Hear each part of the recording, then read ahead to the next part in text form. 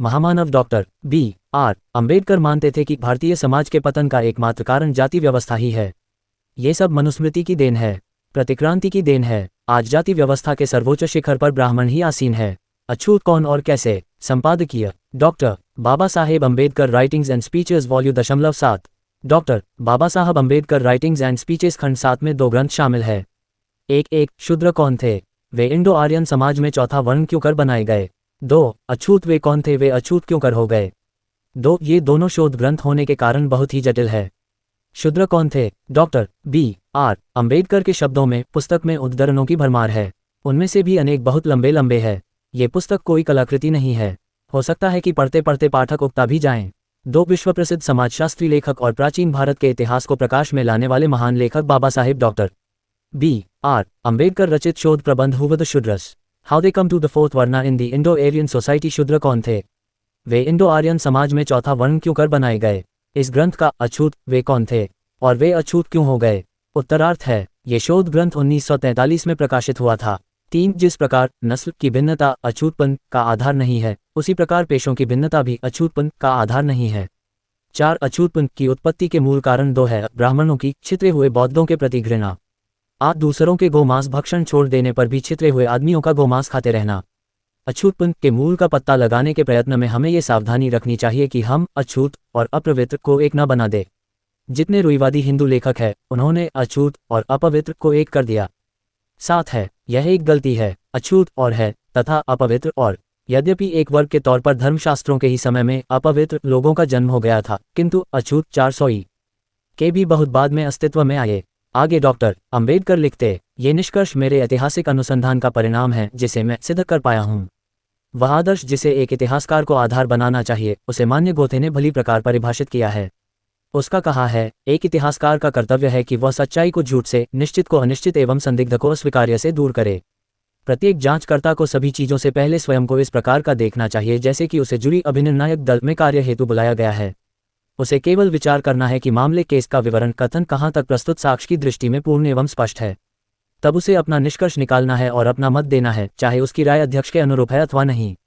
अस्पृश्यता का उद्भव मृत भूतकाल में दबा पड़ा है, जिसके बारे में कोई नहीं जानता। इसे जीवित करना एक ऐसे नगर के इतिहास को पुनर्स्थापित करने के समान है जो बीती शताब्दियों से मृत पड़ा है, और इसे इस प्रकार प्रस्तुत करना जिस प्रकार यह मूल रूप में था। इसके बारे में मैक्सिम गोकी ने जो कहा उसको डॉक्टर बाबा साहब ने उद्धृत करके अनुमान ही विज्ञान के प्राण है की ओर निर्देश किया है। मैंने कम से कम सही प्रदर्शन किया है कि जो भी मैंने निश्चयपूर्वक कहा है उसके पक्ष में प्रबल संभावना विद्यमान है। ये कहना केवल मात्र विद्वता का आडंबर होगा कि संभावना की प्रबलता प्रामाणिक निर्णय के लिए पर्याप्त आधार नहीं है।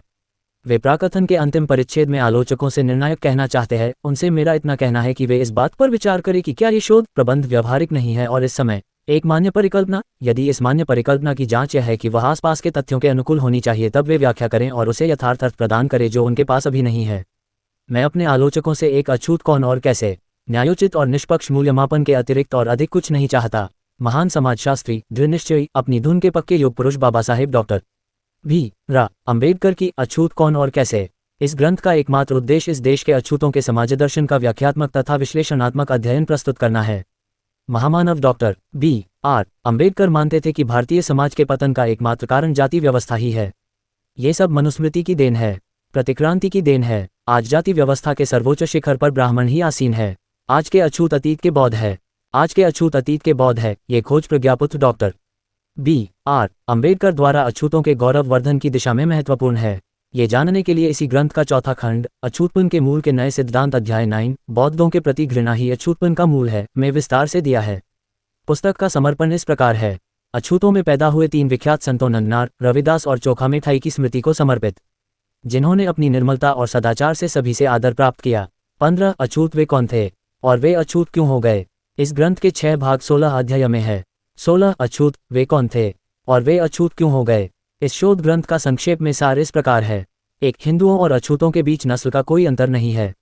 2. आरंभ में हिंदुओं और अछूतों के बीच अंतर छुआछूत शुरू से पहले एक कबीले गुट के सदस्यों और दूसरे कबीले के छितरे हुए कबीले के सदस्यों के बीच अंतर था। अंततः छितरे हुए लोग अछूत कहलाए। 3. जैसे नस्ल छुआछूत का आधार नहीं है, वैसे उद्योग या व्यवसाय भी अस्पृश्यता का आधार नहीं है। 4. विश्व के महान समाजशास्त्री डॉक्टर B.R. अम्बेडकर अस्पृश्यता की उत्पत्ति के 2 मूल कारण बताते हैं। वे इस प्रकार है। 1. ब्राह्मणों द्वारा बहिष्कृत लोगों और बौद्धों के प्रति तिरस्कार भाव रखना तथा घृणा करना।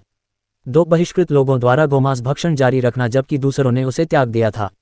5. अस्पृश्य और अछूत एक दूसरे से भिन्न है।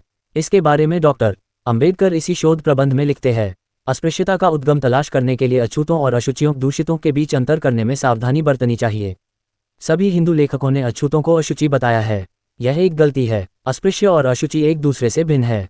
इसी ग्रंथ के पृष्ठ 242-6 पर डॉक्टर अंबेडकर लिखते अशुचियों का अस्तित्व धर्मसूत्रों के समय से आरंभ होता है जबकि छुआछूत बहुत बाद में 400 ईस्वी से अस्तित्व में आए। इस ग्रंथ को 6 भागों में बांटा गया है और इसमें 16 अध्याय है। उनका संक्षेप में परिचय इस प्रकार है। 1. अध्याय 1 गैर हिंदुओं में छुआछूत। गैर हिंदुओं में छुआछूत पर विचार करने से पहले ये समझना होगा कि छुआछूत से क्या अभिप्राय है। छुआछूत का आधा गंदगी, अशुचिता तथा छूत लग जाने की आशंका और उससे मुक्त होने के तरीकों तथा उपाय से है। पृष्ठ 249 प्राचीन और आदि समाज में विश्वास था कि कुछ विशेष घटनाओं के घटने, कुछ वस्तुओं से संपर्क होने और कुछ व्यक्तियों से मेल मिलाप से अशुद्धि होती है। प्राचीन मानव जन्म, दीक्षा संस्कार, व्यसंधि, विवाह, सहवास और मृत्यु को अशुद्धि का कारण मानता था। पृष्ठ 250 गर्भवती माताओं को अशुद्ध माना जाता था और उन्हें दूसरों से अशुद्धि फैलाने वाली माना जाता था। माता की अपवित्रता बच्चों तक फैलती थी। जिन जिन अन्य समाजों में अशुद्धता मानी जाती थी उसके नामों की सूची भी इस अध्याय में दी गई है। इस विषय के प्रतिपादन के साथ ही आदिम और प्राचीन समाजों में अशुद्धता के अनेक आधार थे और उसको दूर करने के उपाय भी तरह तरह के थे। अध्याय 2 हिंदुओं में छुआछूत। हिंदुओं में अशुद्धि के मामले में आदिम और प्राचीन समाज के लोगों में कोई भेद नहीं है। हिंदू अशुद्धि की कल्पना मानते थे और उसे स्वीकार करते थे जो मनुस्मृति से स्पष्ट है। मनु ने शारीरिक अशुद्धि और मानसिक अशुद्धि को माना है। मनु ने जन्म, मृत्यु तथा मासिक धर्म को अशुद्धि का जनक स्वीकार किया है। मनु ने अशुचिता का समय भी निर्धारित किया है। शुद्धि के उद्देश्य से मनु ने इस विषय को 3 तरह से लिया है: शारीरिक अशुद्धि, मानसिक अशुद्धि अथवा मनोवैज्ञानिक अशुद्धि और नैतिक अशुद्धि। इसी अध्याय में अछूत जातियां। गवर्नमेंट ऑफ इंडिया एक्ट 1935 के अनुसार छुआछूत की शिकार 429 जातियां हैं जिनकी संख्या करोड़ों में है। हिंदू गांव में रहते हैं, अछूत गांव के बाहर टोले में बसते हैं। हिंदू छुआछूत व्यवस्था अहिंदुओं में मौजूद अशुद्धता और अपवित्रता की बुराई से सर्वथा भिन्न है, बेमिसाल है और स्थायी है। हिंदुओं की छुआछूत व्यवस्था एक अजीब दस्तूर है। किसी दूसरे आदिम समाज, प्राचीन समाज अथवा वर्तमान समाज में ऐसी व्यवस्था है ही नहीं। पृष्ठ 267 अध्याय 3 अछूत गांव के बाहर क्यों रहते हैं। अछूत शुरू से ही गांव के बाहर रहते थे और छुआछूत व्यवस्था को इससे कोई सरोकार या संबंध नहीं। व्यवस्था को इससे कोई सरोकार या संबंध नहीं। घुमंतु कबीलों की अपेक्षा बसे हुए कबीले धनवान हो गए। बसे हुए कबीलों को घुमंतु कबीले लूटपाट करने लगे। इस तरह बसे हुए लोगों को अपनी रक्षा की जरूरत पड़ी। बसे हुए कबीलों ने घुमंतु कबीलों को अपनी रक्षा के लिए रख लिया। इन कबीलों को छितरे हुए कहा गया। अछूत शुरू में केवल छितरे हुए लोग थे। वे छितरे हुए इसलिए थे वे गांव के बाहर रहते थे। अध्याय 4 क्या अछूत छितरे हुए लोग हैं। अछूतों के शुरू में छितरे हुए लोग होने संबंधी कई प्रमाण हैं। जैसे हिंदू शास्त्रों में अंत्या, अंत्यज और अंत्यवासिन नाम कुछ जातियों को दे रखे हैं। इसकी विस्तृत जानकारी इस अध्याय में है। महाराष्ट्र के महार जाति का उदाहरण हमारे सामने है। शुरू ही से अछूत गांव से बाहर रहते आए हैं। ऐसा नहीं हुआ कि उन्हें अछूत बनाया गया हो और तब उन्हें गांव के बाहर जाकर रहने पर मजबूर किया हो। वे आरंभ से ही गांव के बाहर रहते आए हैं क्योंकि वे किसी अन्य कबीले से बिछे थे जो ग्रामवासियों से भिन्न थे। अध्याय 5 क्या अन्यत्र भी ऐसा हुआ है। क्या इतिहास को अन्यत्र भी कहीं इस प्रकार परास्त आदमियों के गांव के बाहर बसने की जानकारी है। इस प्रश्न का में उत्तर दिया जा सकता है। सौभाग्य से हमारे पास ऐसे उदाहरण हैं जो ये सिद्ध करते हैं कि जो कुछ भारत में विशेष रूप से हुआ कहा जाता है वह अन्यत्र भी हुआ है। जिन देशों में ठीक इस तरह की बात हुई कही जाती हैं उनके नाम आयरलैंड और वेल्स है। इससे यह बात स्पष्ट है कि अछूतों के बाहर रहने के बारे में जो कुछ कहा गया है उसके उदाहरण अन्यत्र भी मौजूद है। इसका विस्तार से विवेचन इस अध्याय में है। अध्याय 6 ये बस्तियां अन्यत्र क्यों लुप्त हो गईं। आयरलैंड के फ्यूडहिर और वेल्स के अल्ट्यूडस एल्चूट्स बसे हुए कबीलों में समा गए। ये कैसे हुआ, इसकी व्याख्या श्री सीबोम ने की है, वह यहाँ दी गई है। साइमरे के अनुसार पीढ़ी दर पीढ़ी अंतर विवाह होते रहने से चौथी पीढ़ी में किसी अन्य का वंशज सिमरू हो जाता है। अछूत कौन और कैसे। दूसरे शब्दों में मूल रूप से किसी पराये का प्रपौत्र जिसका रक्त 8 हिस्सों में कम से कम 7 हिस्से सिमरू हो चुका है, कबीले के आदमियों के अधिकारों का अधिकारी हो जाता है। परंतु भारत में ऐसा नहीं हुआ जैसा आयरलैंड में हुआ। यही कारण है कि छितरे हुए लोग बसे हुए लोगों में घुल मिल नहीं सके और उनकी अलग बस्तियां कायम रही। इस अध्याय का यही सार है। अध्याय 7 अछूतपन का मूल नस्लों की भिन्नता में बताया गया है कि छुआछूत की उत्पत्ति को नस्ल का सिद्धांत नहीं मानना चाहिए। अध्याय 4 में व्यवसाय छुआछूत की उत्पत्ति का आधार नहीं। पृष्ठ 307 पर अनुपम शिक्षाशास्त्री, समाज सुधारक एवं गजब के सामाजिक क्रांतिकारी लिखते हैं, यदि भंगी का काम एक आर्य के लिए घृणित कार्य नहीं था तो ये कैसे कहा जा सकता है कि गंदे पेशे को करना छुआछूत का कारण है। इसलिए ये सिद्धांत की गंदे पेशे में लगना अस्पृश्यता है, निराधार सिद्ध होता है। अध्याय 9 अछूतपन का मूल बौद्ध धर्म के प्रति घृणा। अध्याय 10 छुआछूत का मूल कारण गोमांस खाना बताया है। अध्याय 11 क्या हिंदुओं ने कभी गोमांस नहीं खाया। इस प्रकरण के अंत में डॉक्टर B.R. अम्बेडकर लिखते हैं, प्राचीन काल में न केवल ब्राह्मण और गैर ब्राह्मण दोनों हिंदू मांस खाते थे बल्कि वे गाय का मांस भी खाते थे। अध्याय 12 अब्राह्मणों ने गोमांस खाना क्यों छोड़ दिया। इस प्रकरण में सम्राट अशोक के शिलालेख स्तंभ लेख 2 व 5 की अहिंसा की चर्चा है। प्रो स्मिथ का कथन दिया है, अशोक के निर्देश में गो हत्या का निषेध मनाही नहीं है। मनु ने गो हत्या के विरुद्ध कोई कानून नहीं बनाया, उन्हें तो विशेष अवसरों पर मांसाहार अनिवार्य ठहराया। पृष्ठ अब्राह्मणों ने ब्राह्मणों की नकल करते करते गोमांस खाना छोड़ दिया। फ्रांसीसी लेखक श्री जबरीर दादे ने नकल करने के कानूनों बाबत चर्चा करते हुए कहा है कि निम्न वर्ग सदा ऊंचे वर्गों की नकल किया करते हैं। इस तरह ऊंचे वर्गों की नकल करने के कारण गैर ब्राह्मण शाकाहारी बन गए। अध्याय 13 ब्राह्मण शाकाहारी क्यों बन गए। ब्राह्मणों ने न केवल गोमांस खाना छोड़ दिया बल्कि उन्होंने किसी भी प्रकार का मांस खाना छोड़ दिया। उन्होंने ऐसा क्यों किया, इस पर इस अध्याय में शोध चर्चा है। पशु का मांस देवी देवता को भेंट किया जाता था, इस रीति को मनोत कहा जाता था। ब्राह्मण मारे गए पशु के सारे मांस पर एकाधिकार जता लेता था। मनु ने गोमांस खाने की मनाही नहीं की। मनुस्मृति अध्याय 5 2 श्लोक 56 में कहा है मांस खाने। अध्याय 5 2 श्लोक 56 में कहा है मांस खाने, मद्यपान करने और मैथुन करने में दोष नहीं है, क्योंकि यह जीवों की प्रवृत्ति है, परंतु उससे निवृत्त होना महाफलदायी है। पशु बलि संस्कार के कारण एक तो ब्राह्मणों को घृणा की नज़र से देखा जाने लगा था, दूसरे उनकी राज दरबार में भी प्रतिष्ठा समाप्त हो गई। एक समय था जब अधिकांश भारतवासी बौद्ध थे, ये सैकड़ों वर्षों तक भारतीय जनता का धर्म रहा। गुप्त नरेश जो हिंदू धर्म के बड़े प्रचारक थे, उन्होंने गोहत्या को महापातक ठहराया।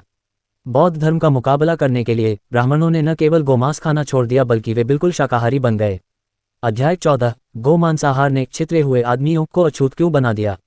इस प्रकरण के अंत में इसका कारण बताया है। चूंकि गो मांसाहार छितरे हुए लोगों के भोजन का मुख्य साधन था, इसलिए उन्होंने ब्राह्मणों द्वारा गोमांस न खाने के निर्णय की नकल नहीं की और वे मृत गाय का मांस खाना जारी रखते रहे।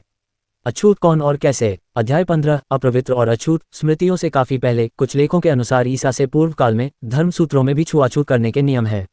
जिस वर्ग को अछूत कहा गया है, धर्मसूत्रों में भी उसका वर्णन दिया गया है। उसकी तालिका यहाँ दी गई है। चमार गो मांस खाते थे, इसलिए वे अछूत बना दिए गए, ये भी स्पष्ट कर दिया है। अध्याय 16 छितरे हुए आदमी अछूत कब बने। छितरे हुए आदमी अछूत कब समझे जाने लगे, इस अंतिम विचारणीय प्रश्न का इस प्रकरण में उत्तर है।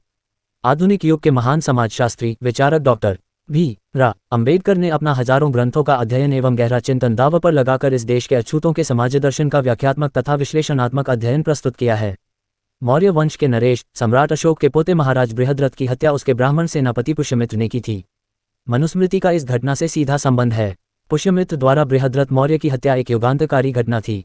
ये घटना श्रृंगों द्वारा मौर्य राजवंश का स्थान ग्रहण करने वाली साधारण घटना नहीं थी। ये फ्रांस की राज्य क्रांति से भी यदि बड़ी नहीं तो उतनी ही बड़ी राजनीतिक क्रांति अवश्य थी। ये क्रांति थी खूनी अथवा लाल क्रांति थी। इसका उद्देश्य था बौद्ध राजाओं का तख्ता उठ देना। इसके सूत्र संचालक थे ब्राह्मण पुण्यमित्र द्वारा बृहद्रथ की हत्या इस बात का घोतक है। ब्राह्मण पुष्यमित्र श्रृंग ने जो राज्य क्रांति की थी, मनुस्मृति ने उसका दार्शनिक समर्थन किया। मनुस्मृति 185 पूर्व के कुछ बाद में अस्तित्व में आई। वह चातुर्वर्ण्य को देश का विधान बताती है, और यह न केवल पशु बलि को कानून की दृष्टि से उचित ठहराती है बल्कि यह भी बताती है कि ब्राह्मण को कब हाथ में शस्त्र लेना चाहिए और वह राजा की हत्या करके भी अधर्म नहीं करता। इस मामले में मनुस्मृति ने वह काम किया जो पहले किसी स्मृति ने नहीं किया था। ये नितांत नया मार्ग विशुद्ध नवीन सिद्धांत है। दूसरी शताब्दी में छुआछूत नहीं थी, किंतु 600 AD तक पैदा हो चुकी थी। चीनी यात्री हेनसांग भारत में ईस्वी 629 में आया और 16 वर्षों तक देश में रहा। जो देखा वह उसने अपने दिनचर्या में लिखकर रखा। इस टिप्पणी की गवाही भी यहाँ है। कट्टर हिंदू राजा गुप्त ने 400 AD में किसी समय गाय की हत्या को मृत्युदंड देने जैसा अपराध ठहराया। अपने इस शोध ग्रंथ के अंतिम अध्याय में संसार के आधुनिक महान समाजशास्त्री डॉक्टर आम्बेडकर ने इस प्रकार निष्कर्ष निकाला है। हम कुछ विश्वास के साथ कह सकते हैं कि छुआछूत 400 ईस्वी के आसपास किसी समय पैदा हुई। पृष्ठ 379 एक आज के अछूत अतीत के बौद्ध है। ये खोज डॉक्टर अम्बेडकर द्वारा अछूतों के गौरव वर्णन की दशा में बहुत महत्वपूर्ण है। विस्तार से जानने के लिए इस पुस्तक का अद्योपांत अध्ययन नितानन आवश्यक है। दुनिया के आधुनिक महान समाजशास्त्रियों में डॉक्टर B.R. अम्बेडकर जी का स्थान बहुत ऊंचा है।